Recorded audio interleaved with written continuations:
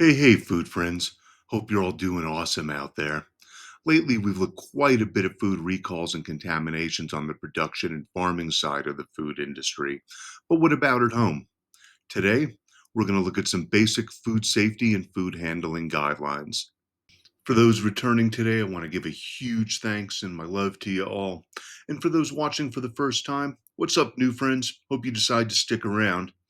I'm a former professional cook trying to help people eat less fast and ultra processed foods.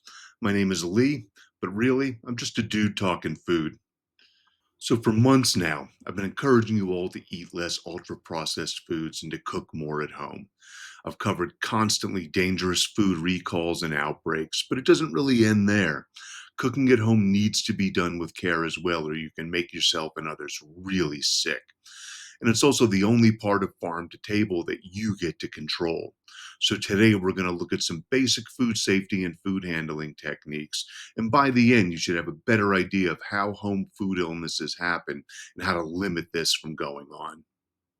So, first, let's go shopping because this is where your control starts. When at the grocery, I always grab my proteins and frozen foods last. This way, they don't warm up while I'm walking around the store. And don't buy packaged meats that are torn or leaking. Make sure they're all well sealed. Our next mission is to get these groceries home in a timely manner. I mean, this is all part of food safety. You really want to get proteins, perishables, and frozen foods back into cold storage within the hour. If it's cooler out, you may be able to expand this timeline to 2 hours, but I really try and always get food back into refrigeration within our first hour. It's just a good habit to practice. Once home, proteins and perishables like meats, fish, milk, and eggs all need to be cold stored or frozen as soon as possible. Before storing, make sure meat packaging is not leaking and then place them at the bottom of your refrigerator. This way, in case they do leak or break open, they won't contaminate the rest of your food. We also wipe our bottled and canned foods like oils, tomatoes, beans, and tuna fish with bleach wipes. These have all been sitting in dirty warehouses for months, and then hundreds of people have been touching them in the stores. So we just give them a quick wipe down before storage to get off some of the grime. Okay, now that we have our food and it's stored correctly, we can start to think about cooking it. But before we can prep our food for cooking, we need to make sure our work area is clean. This means washing our hands thoroughly, making sure any needed utensils, pots, pans, whatever we're going to use is very clean. It also means that we want to make sure our counter is clean. We want to make sure we use a bleach solution or a commercial cleaning product. Here at the house, we're totally OCD about cleaning our counter. We do it multiple times a day. And this is especially true for cutting boards. Now, I only use wooden cutting boards because the plastic ones, they can chip, they fray, and you can wind up eating a bunch of microplastic. The problem with wooden cutting boards is that they can absorb foods and get a little funky over time.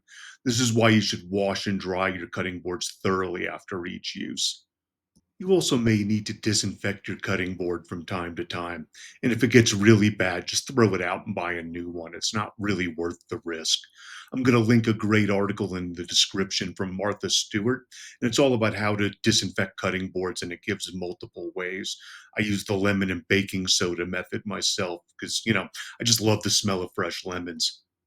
So, this whole time, we've been trying to avoid what's called cross contamination. This is when pathogens or chemicals from one surface interact with food or another surface. This can be dirt or grime from a cutting board or a counter interacting with food, raw protein touching a clean surface and contaminating that, or when raw meats touch ready to eat foods. So, we do this separation in storage and in food preparation. I recommend cutting and prepping all your vegetables and non protein ingredients first. Then you can cut up all your protein. This way, you reduce the risk of your raw proteins interacting with raw vegetables. While you may be cooking these vegetables as well, and it may be technically safe to prep together, it's good to build these habits and practice prepping proteins separately and safely. And remember, when handling raw proteins, always wash your hands. Wash your hands, wash your hands, wash your hands. Now we can start our cooking, and we're going to focus on what's called the danger zone. And no, I'm not talking about the movies Top Gun or Maverick. The danger zone is really a range of temperatures that bacteria can multiply quickly in. And this zone is from 40 degrees Fahrenheit to 140 degrees Fahrenheit. And when cooking, the idea is usually to get through this zone as quickly as possible. There's all kinds of exceptions like smoking and slow roasting, but in general, the idea is to get your food through the danger zone as quickly as possible. For beginners, you want to get beef or lamb up to about 140, 160 for any type of ground or minced meats, 165 for chicken and turkey. Again, these are just guidelines. There are all kinds of exceptions. It's not written in stone. But for beginners not cooking advanced dishes and not knowing what you're doing, these temperatures are pretty much the law. I can't state enough how important a thermometer is for cooks of any stage, but for beginners, they're crucial. The proper use of thermometers can greatly reduce the risk of foodborne illness. It even made my list of gear all cooks should have. I've also included in this description an article that breaks down all of this very nicely. Now that we're done cooking, we should be able to safely enjoy our meal with minimal worries of foodborne illness. But our job's not done if there's leftovers. Those need to get put away as soon as you're done eating. You don't want to leave leftovers out for more than an hour. There's wiggle room, but it's a solid rule to live by. Cooked food should be put in shallow containers with lids and put into refrigeration or frozen. And I say shallow because if you've got like a deep pot of stew and you put it in the fridge, it's going to take hours and hours for the center to cool. Meanwhile, it's sitting in that danger zone breeding bacteria. You want to expose as much of the food as possible to the cold at once so that it chills rapidly. So, the last area we want to think about food safety is how we safely unthaw or defrost food. So, if we want to thaw any cooked or uncooked food, the best way possible is to take it out a day or two ahead of time and leave it in the refrigerator. If it's raw, on the bottom of the refrigerator, of course. This is literally the safest method possible. There are fastish ways of thawing frozen raw food quickly. You can put it in a large bowl of cold water and then change the water out every 30 minutes or so. Or use that same bowl and just run cold water over it constantly. Never put raw protein directly in your sink. That's a cross contamination nightmare waiting to happen. I want to thank y'all for joining me today.